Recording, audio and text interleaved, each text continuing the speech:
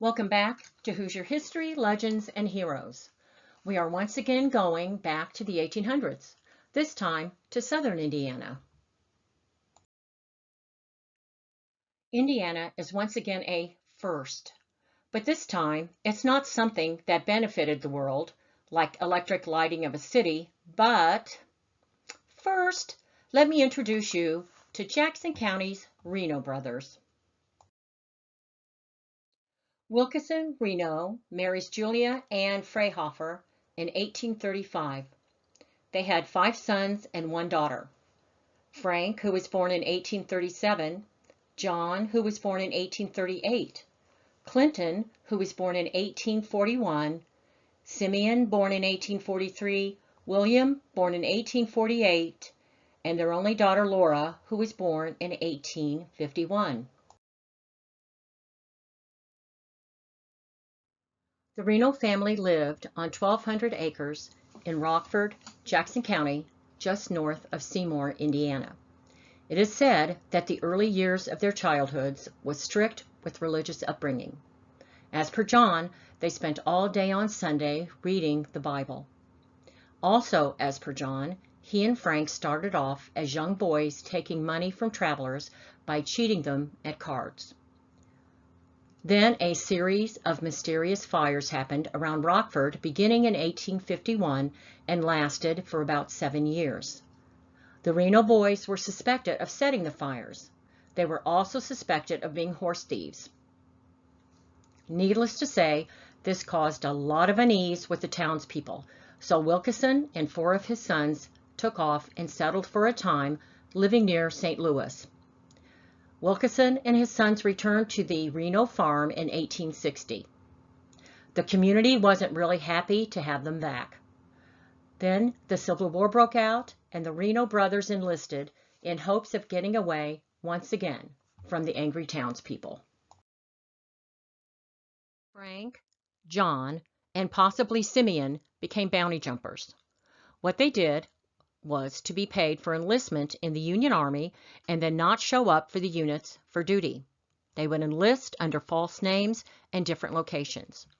Federal records show that Frank, John, and Simeon had been deserters. William went AWOL for a short time, but did return and he finished his enlistment. William did receive an honorable discharge for his time in the military.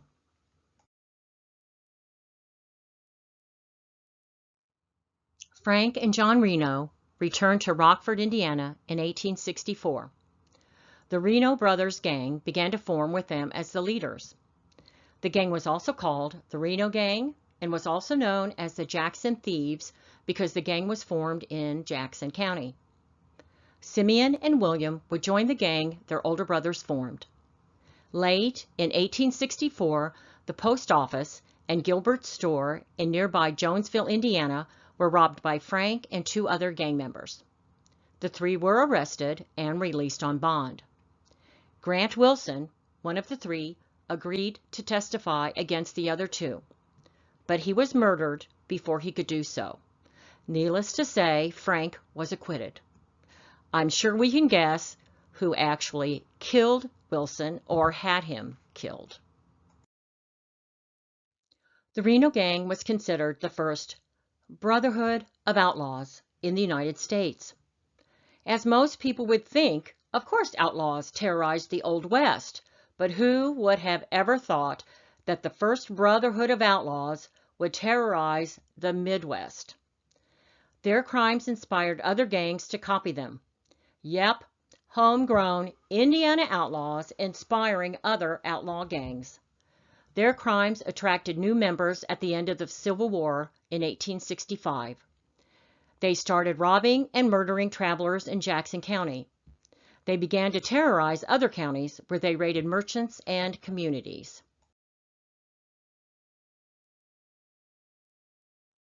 The Ohio and Mississippi Railroad operated between Cincinnati, Ohio, and East St. Louis, Illinois, from 1857 to 1893. The railroad traveled through southern Indiana with a depot in Seymour, Jackson County, Indiana. And by now, we all know who lives in that part of southern Indiana. The Reno Brothers gang planned to rob their first train near Seymour, Jackson County. At that time, Seymour's train depot was important along the Ohio and Mississippi Railroad line. Now remember, when we watched Western movies, the bad guys ride their horses alongside the trains and jump on the trains to rob and kill. Or they will have blocked the tracks so that the train has to come to a screeching halt, and then the outlaws will board the trains and do their dirty work. But the Reno gang had their own plans on how to pull off the first U.S. train robbery in history. On the evening of Saturday, October 6, 1866, John and Simeon Reno and Frank Sparks boarded the train as it started to leave the depot. The rest of the gang was waiting just outside of the city. When the train started on its way out of the city, the three broke into the Adams Express Company train car. They restrained the guard on duty, broke open a safe that contained approximately $16,000. They were unable to open a larger safe, so the three pushed it out of the train car, then they jumped off of the train as well. The rest of the gang was waiting. They still could not open up the larger safe. When a posse approached, they had to flee and leave the unopened safe where it lay. A passenger by the name of George Kinney identified two of the three gang members that were on the train. The three were arrested but were released on bail. Smart move, law enforcement. I'm sure we can guess what happened next. George Kinney was shot and killed. What a surprise! After the murder of Kinney, every other passenger was too afraid to testify against the three, so all charges were dropped. But because they robbed the safe belonging to Adams Express Company, Adams hired the Pinkerton Detective Agency to track down and capture the gang. This will prove to ultimately lead to their downfall.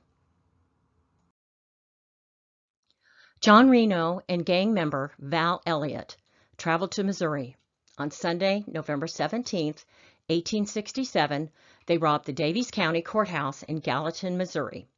They got more than $23,000 in cash and bonds. The Pinkerton agents identified John, who pled guilty because he was afraid of what might happen to him if he did not, and was sentenced to 25 years in the Missouri State Penitentiary. John was released in February 1878. He returned to Seymour in 1886, but was sent to prison again, this time for 3 years, for counterfeiting. The fact that John was in prison in Missouri did not stop the Reno gang. A second train robbery happened in December 1867 when two members of the gang robbed another train leaving the Seymour train depot. This time they got $8,000, which they turned over to the brothers. I'm sure they figured if they didn't, they wouldn't be breathing much longer. There were 3 robberies in Iowa close together in February and March of 1868. Frank and gang members Albert Perkins and Miles Ogle were caught by the Pinkertons, led by Allen's son William. The gang broke out of jail on April 1st and returned to Indiana. On May 22, 1868, 12 men boarded a Jeffersonville, Madison, and Indianapolis railroad train car as it stopped in Marshfield, Scott County, Indiana, at the train depot.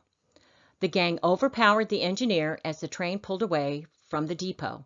They uncoupled the passenger cars. They would break into the express car and throw express messenger Thomas Harkins from the speeding train, causing fatal injuries. The gang broke open the safe, and it is believed that they got away with approximately $96,000. Because of the amount of this robbery, the Reno gang now received national attention, with the train robbery being reported in many major newspapers. The Pinkertons went after the gang, but the gang split up and traveled to different parts of the Midwest. Another attempt to rob a train in July was unsuccessful due to 10 Pinkerton agents. The agents were on the train after learning that a robbery was planned. When the robbery started, the agents opened fire on the gang, wounding 2 of them. All of the gang was able to escape, except for Thomas Elliott, who was captured. He identified the others in return for leniency. Charlie Roseberry and Theodore Clifton were arrested the next day in Rockport, Indiana. On July 20th, the 3 prisoners were taken by a group of masked men calling themselves the Jackson County Vigilance Committee. They were taken 3 miles outside of Seymour and lynched. Henry Gerald, John Moore, and Frank Sparks had been captured in Illinois and brought back to Seymour, Indiana. On July 25th, they also fell into the hands of the Vigilantes and were hanged from the same tree as the first 3 gang members. The site became known as Hangman Crossing. The Vigilante mob numbered over 100 and were also known as the Scarlet Mask Society. On July 27, 1868, Pinkerton detectives captured Simeon and William Reno in Indianapolis. The brothers were jailed in the Scott County Jail in Lexington, Indiana. Both were tried and convicted of robbing the Marshfield train. Because of the threats of the Vigilantes, the brothers were moved to what was considered a safer location, the Floyd County Jail in New Albany, Indiana. The day after the Renos had been moved from Scott County, the Vigilantes broke into the jail in the hopes of lynching the 2 Reno brothers. Frank Reno and Charlie Anderson had made their escape to the Canadian town of Windsor, Ontario, where they had been tracked by the Pinkertons.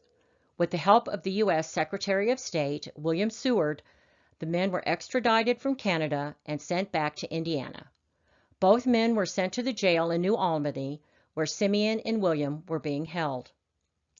On the night of December 11, 1868, around 65 hooded men traveled to New Albany by train. The men made their way, 4 abreast, from the train station to the New Albany jail.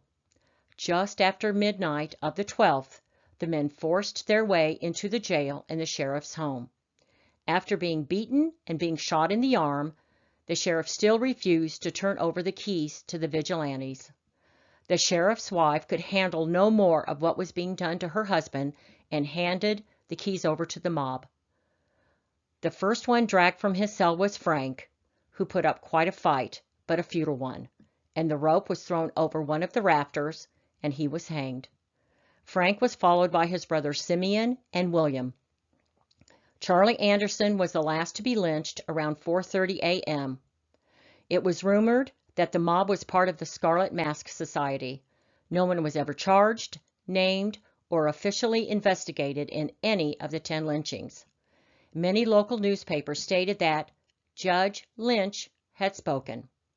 Because Frank Reno and Charlie Anderson were actually in federal custody at the time, this is believed to be the only time in U.S. history that a federal prisoner had been lynched by a mob before the trial. This newspaper article tells of what happens after the hangings. The wives of Frank Reno and Charlie Anderson and Laura Reno were allowed in the jail to view the bodies of their loved ones. It describes their shrieking, their pain, and their despair. It tells how Laura places her linen handkerchief over the face of her youngest brother William, who to the last declared his innocence. Then she kneeled beside the dead man and laid her left hand over his heart, and raising her right one toward heaven, she took this terrible oath: "Oh, my poor murdered brother, may God curse your sister if she avenge not your death, terribly and fully. This I will do, so help me God." The bodies were brought back to Seymour and were buried in the Seymour City Cemetery. There is now fencing around their graves with a plaque and a walkway leading to their final resting place.